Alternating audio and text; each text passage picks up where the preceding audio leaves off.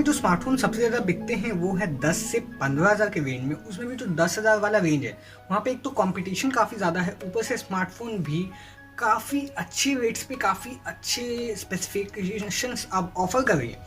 तो we all get confuse कि यहाँ पे कौन सा स्मार्टफोन चूज़ करना चाहिए। उसमें से एक कोई स्मार्टफोन ऐसा नहीं होता जिसमें आपको हर चीज़ मिलती है। एक स्मार्टफोन जिसको ऑलराउंडर कहा गया था 7 मंथ्स पहले लॉन्च हुआ था, Xiaomi की तरफ से आता है, दिस द Redmi 9 Prime। आपको मैं दिखा रहा हूँ यहाँ पे।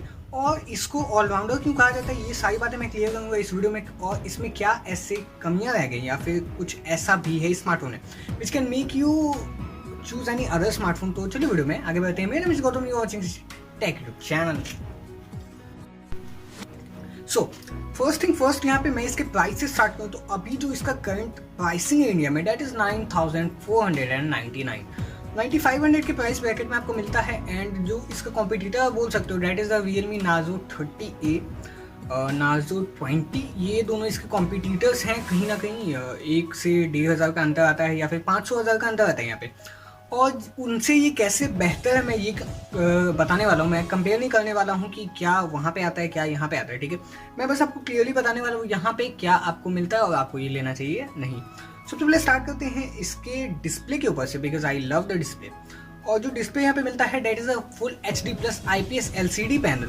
तो फुल HD+ इस प्राइस ब्रैकेट में देना डेट इज रियली अप्रिशिएबल और मुझे पर्सनली काफ़ी ज़्यादा पसंद आया ये। तो full HD+ display is good, लेकिन काफ़ी ऐसे होते हैं ना जो डिस्प्ले की क्वालिटी रिड्यूस हो जाती है। ये केस यहाँ पे मुझे दिखा है। Although this IPS LCD panel, यहाँ पे वैसी कोई खास दिक्कत होनी नहीं चाहिए। कलर्स में मुझे कोई भी दिक्कत नहीं दिखी, लेकिन जब मैं YouTube स्ट्रीम करता हूँ on 144p that is the lowest resolution on the YouTube, तो वहाँ पे वीडियो जो है ज़रूर डायमिनिस्ड होती है और डिस्पर्स होती है। ये चीज़ HD+ डिस्प्ले के साथ मुझे समझ में आती है, क्योंकि जब साइज़ बड़ा होता है तो वहाँ पे पिक्सल्स जो हैं ऐसे फटने लगते हैं और जो क्वालिटी होती है वो रिड्यूस होती है। लेकिन फुल HD+ पैनल के साथ ये दिक्कत होना मुझे सही नहीं लगता। Although this is hardware problem, यहाँ पे सॉफ्टवेयर से इसको सॉल्व नहीं करा जा सकता है। किसी ने भी इसके ऊपर बात नहीं की थी, मुझे लगा ये एक चीज़ यहाँ पे है, बाकी डिस्प्ले में कोई भी दिक्कत नहीं है। कलर्स काफ़ी पंची आते हैं। दूसरी बात यहाँ पे कहें तो performance, this powered by the MediaTek Helio G80 processor. तो प्रोसेसर में कोई भी कमी नहीं है। 10,000 के अराउंड अगर आप देखो तो this a good processor. G80 G85 almost same ही है। You can clear your confusion by watching my video, जो कि यहाँ पे अभी आई बटन में आ रहा है आपके पास। तो G80 is a good processor और काफ़ी अच्छे स्पेसिफिकेशंस के साथ आता है यहाँ पे, क्योंकि जो अंतुतु स्कोर्स वगैरह भी है ना वो काफ़ी अच्छे हैं। 170 स्कोर्स पे मैं नहीं जाऊँगा, बेसिकली डेली लाइफ यूज़ मैं स्कोर्स पे कभी नहीं जाता प्रोसेसर्स के, क्योंकि काफ़ी सारे ऐसे होते हैं ना जो उसमें तो अच्छा परफॉर्म करते हैं, लेकिन तो जो रियल लाइफ में परफॉर्मेंस होता है वो अच्छा नहीं होता है, क्योंकि फ़ोन का हार्डवेयर भी उसी हिसाब से चाहिए होता है।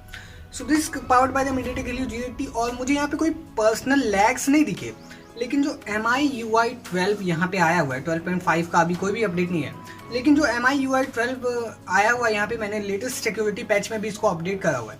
यहाँ पे बग्स दिखते हैं, जैसे मुझे 2 बग्स काफ़ी ज़्यादा दिखे। पहला तो जो नोटिफिकेशन पैनल इन्होंने जो नया दिया है वहाँ पे नोटिफिकेशन और पैनल मैच हो जाते हैं और बीच में एक लाइन सी बन जाती है, वो अभी मुझे दिख नहीं रही है, लेकिन काफ़ी बार ऐसा होता है। और ये जो ऐप होते हैं मैसेजिंग ऐप, उनके नोटिफिकेशन को भी मर्ज कर देता है और साथ में दिखाता है। जैसे टेलीग्राम और व्हाट्सएप के नोटिफिकेशन को एक साथ में दिखा रहा था, कई बार ऐसा हुआ मेरे साथ। तो दिस इज़ ऑल्सो प्रॉब्लम, ये बग मैं कहूँगा। और इसके लिए MI UI को रीडिज़ाइन करना चाहिए रैदर दैन पुशिंग अपडेट्स, क्योंकि अपडेट से इतने सारे बग्स फिक्स नहीं होते।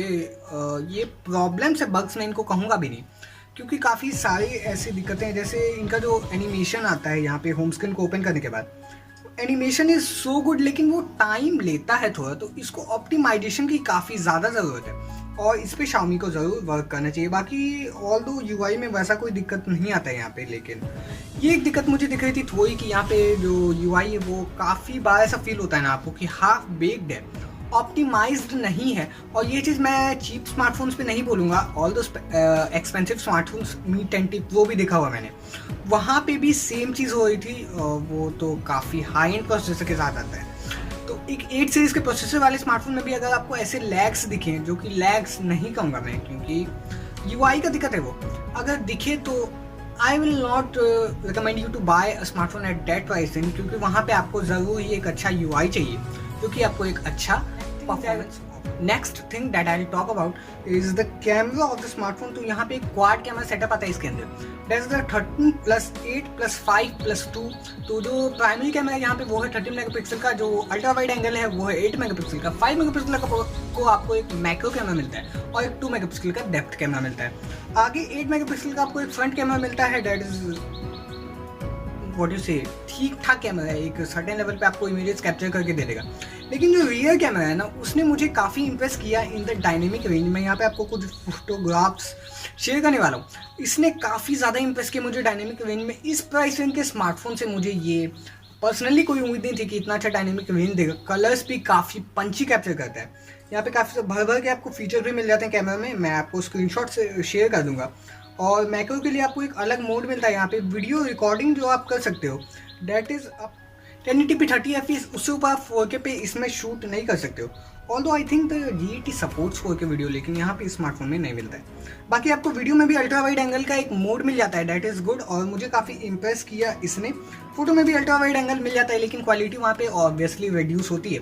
मैक्रो कैमरा भी कई हद तक यूजफुल है, मुझे ठीक ठाक ही लगा, डिटेल्स सही से ही कैप्चर करता है। और जो डेप्थ कैमरा वो तो यूजलेस ही होता है, वहाँ पे डेप्थ तो सॉफ्टवेयर से किया जाता है, सो दैट इज़ नॉट।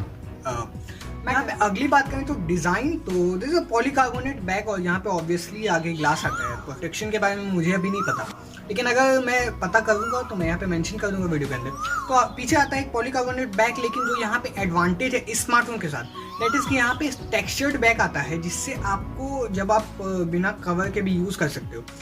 मैं रिकमेंड नहीं करूँगा, लेकिन अगर आप यूज़ करते हो बिना कवर के अपने स्मार्टफोन को, तो यहाँ पे कोई भी स्क्रैचेस नहीं आने वाले हैं, क्योंकि जो बैग है वो टेक्सचर्ड है, एंड जो भी पीसेज होंगे वो सैंड के हों, डस्ट के हों, तो वहाँ पे इसको घिस के चले जाएंगे, लेकिन यहाँ पे कोई भी स्क्रैच नहीं आने वाला है, जो कि ग्लॉसी बैग के साथ ये प्रॉब्लम काफ़ी ज़्यादा होती है।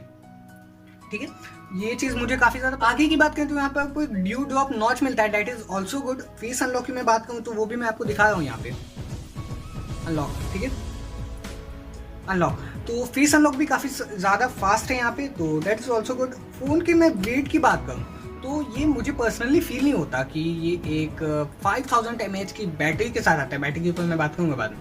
5000 mAh की बैटरी के साथ आता है, इतना अच्छा वेट डिस्ट्रीब्यूशन किया गया है स्मार्टफोन के साथ। काफ़ी सारे ऐसे स्मार्टफोन आते हैं जिसमें पॉलीकार्बोनेट बैग होते हुए भी वेट काफ़ी ज़्यादा होता है, तो वो चीज़ मुझे पर्सनली पसंद नहीं है। लेकिन this is a good smartphone, और ठीक ठाक ही वेट मैं कहूँगा, ज़्यादा हैवी भी नहीं फील होता है, और काफ़ी लाइट भी ऐसा नहीं है कि लाइट है बिल्कुल स्मार्टफोन, नहीं, ठीक ठाक वेट है। यहाँ पे वेट डिस्ट्रीब्यूशन काफ़ी अच्छे से किया गया।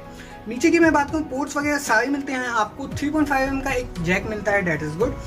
टाइप सी पोर्ट मिलता है, 18 वॉट फास्ट चार्जिंग। चार्जर में बॉक्स में कोई भी चार्जर इंक्लूड नहीं किया गया है फास्ट, 10 वॉट का चार्जर आता है। यहाँ पे एक स्पीकर मिलता है ऊपर की साइड, नीचे की साइड, और ऊपर की साइड आपको मिलता है IR ब्लास्टर, जो कि आप AC या फिर जो भी इलेक्ट्रॉनिक डिवाइसेस होते हैं विद सपोर्ट रिमोट, उसको आप कंट्रोल कर सकते हो अपने स्मार्टफोन से ही। टीवी वगैरह भी आप इजीली कंट्रोल कर सकते हो। अगली बात करें यहाँ पे, तो जो स्मार्टफोन है इसके अंदर एक 5000 मिली एम्पेयर की बैटरी आती है, जो कि आपको अराउंड 1.5 से 2 दिन का बैकअप आराम से दे देगी if you use a smartphone in a certain way. लेकिन अगर आप हाई लेवल यूज़र हो तो 1 दिन का बैकअप ये आराम से दे देगी आपको, अगर आप ब्राइटनेस वगैरह फुल भी रखते हो तो वहाँ पे कोई भी दिक्कत नहीं आती है। और जो चार्जिंग है ये अराउंड 2 से 2.5 घंटे ले ही लेता है चार्जिंग के अंदर, अगर आप फुल चार्ज इसको करोगे तो ये एक थोड़ी सी दिक्कत आती है। अगर आप 18 वॉट का फास्ट चार्जर भी लोगे तो उतना ही टाइम लगता है, ऑलमोस्ट 10 से 15 मिनट का गैप आता है वहाँ पे, तो सही ही है ये भी चार्जिंग, लेकिन बैटरी बैकअप जो है डैट इज़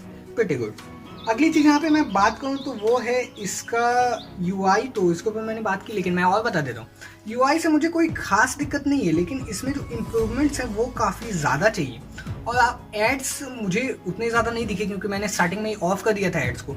लेकिन जो परफॉर्मेंस यहाँ पे थोड़ी सी ऑप्टिमाइज्ड होती है, अच्छे से डिज़ाइंड UI होता है, उसका परफॉर्मेंस काफ़ी अच्छा होता है। ऑक्सीजन OS को इसीलिए बेटर बोला जाता है क्योंकि वहाँ पे जो ऑप्टिमाइजेशन है डेट इज सो गुड, और उसी के कारण लोग उसको काफ़ी ज़्यादा पसंद भी करते हैं। वो चीज़ यहाँ पे मुझे MIUI 12 के साथ नहीं दिखी। 11 में काफ़ी सारे अच्छे ऑप्टिमाइजेशन थे, and that was so good. बाकी सभी चीज़ें सही है, यहाँ पे मुझे कोई खास दिक्कत नहीं दिखी। अगर आप 9500 में पूछो तो ये स्मार्टफोन बिल्कुल वर्थ है, you can go for it.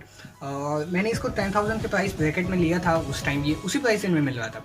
So this is so good, और कोई खास कंप्लेन नहीं है यहाँ पे स्मार्टफोन से, बस थोड़ी सी UI में दिक्कत है and that display problem in 144p। देखते हैं उसका क्या होता है। आप full HD plus content stream कर सकते हो नेटफ्लिक्स, अमेजॉन प्राइम वगैरह पे, तो वो भी यहाँ पे आपको मिलता है। बाकी यही था आज की वीडियो में। आई होप पसंद आएगा, पसंद लाइक कर देना, चैनल सब्सक्राइब कर देना। तो दिस में गौतम साइनिंग, जय हिंद, वंदे मातरम, भारत माता की जय।